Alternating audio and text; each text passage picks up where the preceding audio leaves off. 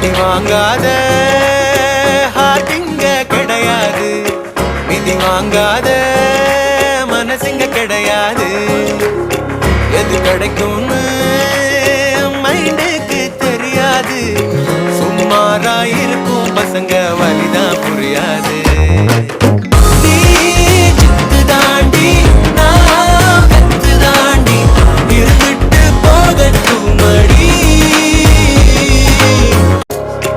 அடி வாங்காத ஹார்ட்டிங்க கிடையாது, மிதி வாங்காத மனசுங்க கிடையாது.